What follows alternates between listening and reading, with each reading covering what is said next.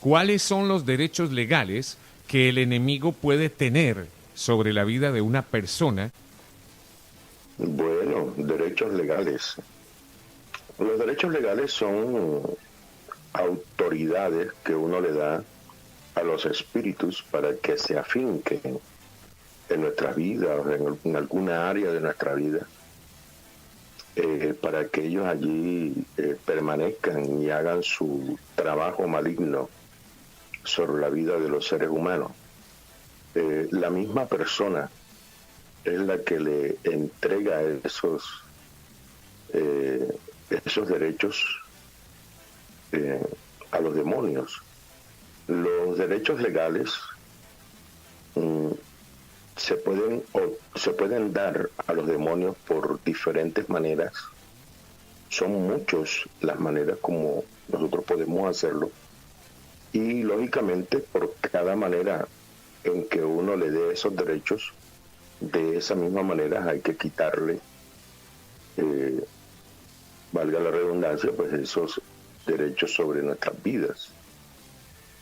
El enemigo no puede irrumpir de una manera introspectiva sobre nosotros si nosotros no le damos la autoridad.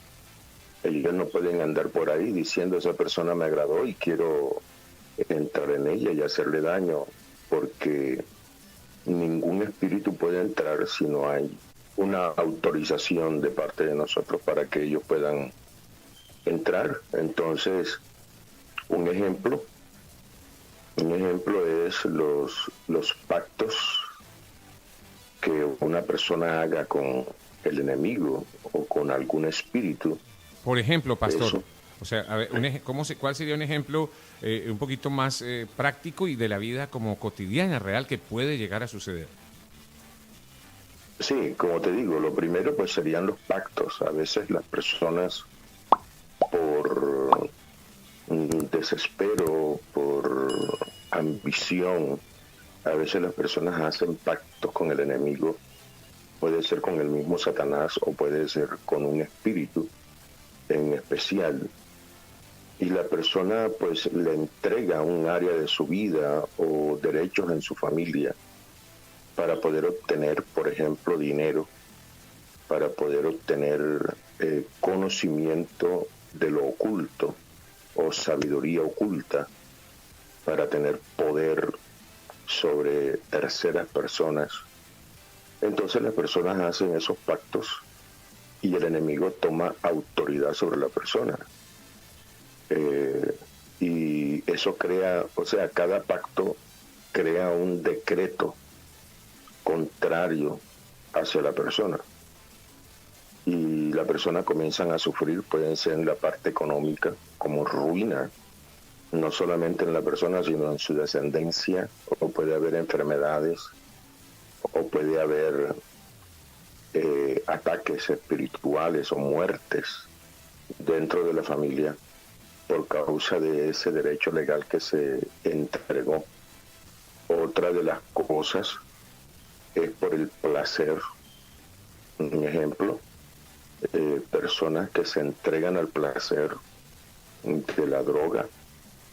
El espíritu de la droga, pues, debido a la concesión que la persona le ha hecho, pues el espíritu entra y posee a la persona, que después ya en un tiempo determinado, cuando está la destrucción muy fuerte, la persona quiere salir de eso, pero ya se torna imposible. Y a veces los familiares quieren que salga, pero se siente uno impotente, porque la persona no, por más que uno quiere ayudarla, pues no puede sacarla de ese estado. Así también está el caso de las situaciones sexuales. El placer en el área sexual puede ser homosexual, puede ser lesbianismo, prostitución, adulterio, fornicación. Y la persona se entrega el placer y da derechos legales y comienza una cantidad de invasión de espíritus en la persona. Otro punto es idolatría, por ejemplo, donde la persona se entrega a la idolatría, a consagrarse a una entidad espiritual que la gente le llama santos o le llama ídolos o vírgenes, y la persona se consagra a esos espíritus entregándole su vida en oración, en velaciones y cosas por el estilo, y entonces eso crea un derecho legal sobre la persona, y en la idolatría también se expande a la familia, se hereda ese derecho legal. A propósito del tema de la familia, pastor, un familiar puede de repente negociar, entre comillas, no sé si es la palabra correcta, los derechos legales de alguien, de su ser querido. Es decir, hemos escuchado de personas que dicen, no, es que yo, no sé, le entregué a mi hijo, a mi hija, le cedí a no sé quién, a no sé, es decir, en intercambios. ¿Eso existe? ¿Eso opera? ¿Eso funciona? Una persona Sí. de repente cercana, un familiar cercano, puede tener o ejercer también negociaciones sobre los derechos legales de una persona, de un familiar cercano. ¿Eso es verdad o no? Sí, sí es verdad, sí es verdad. Sobre todo entre padres e hijos. El padre tiene la autoridad para consagrar un hijo, ya sea a Dios o a los demonios, por el hecho de la autoridad espiritual, por el nivel espiritual de dominio sobre el hijo, y que generalmente sucede. Un ejemplo, a veces un hijo se enferma y la persona en su ignorancia La desesperación. va a una entidad espiritual y le dice, te lo consagro, te lo entrego si lo sanas.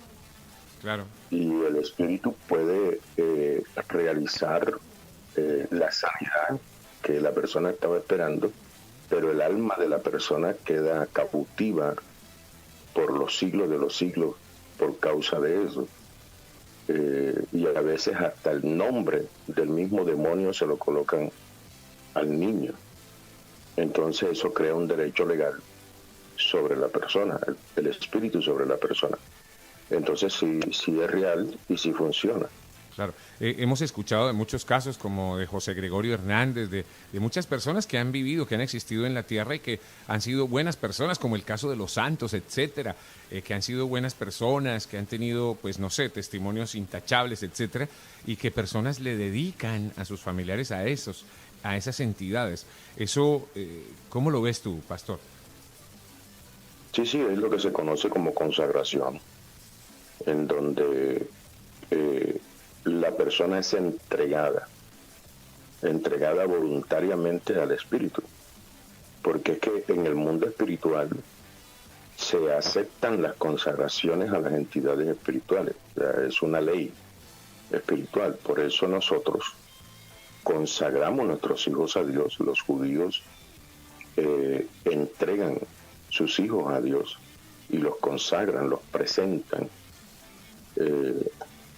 a sus hijos a la presencia del Señor, para que el Señor sea el que tenga autoridad sobre ese niño. Pero hay gente que por su cultura o por su religión o por su ignorancia lo hacen, pero con espíritu inmundo. El derecho legal son autoridades, concesiones que nosotros le damos a los demonios para que operen o funcionen en contra de nuestras vidas. Y eso puede darse a través de pactos, a través de consagraciones o de pecados, puertas que nosotros le abrimos a través de la idolatría, a través de la práctica de la brujería y otras cosas más sobre el sexo y cuestiones que nosotros le concedemos a los demonios, y eso trae sobre nosotros enfermedades, muertes, accidentes, destrucción y ruina sobre nuestras vidas. Válido, ahí está este segmento Liberación con el pastor Pedro Carrillo, para la reflexión, para profundizar, para analizar, para investigar tantas cosas por hacer, definitivamente. Pastor Pedro Carrillo, como siempre, muchas gracias porque nos traes palabra, nos traes una cantidad de inquietudes que estoy seguro que más de uno tiene que moverse para ponerse las pilas y entender un poquito más esto de la guerra espiritual, de la liberación. ¿Qué opinas, mi querido? Creo que a veces las personas no saben, cuando llegan a una iglesia, o sea, después de recibir a Jesús, lo primero que tendrían que hacer es hablar con los líderes y hacer esto, liberarse, porque si no, quedan los espíritus dormiditos y no se van. Bueno, ahí está.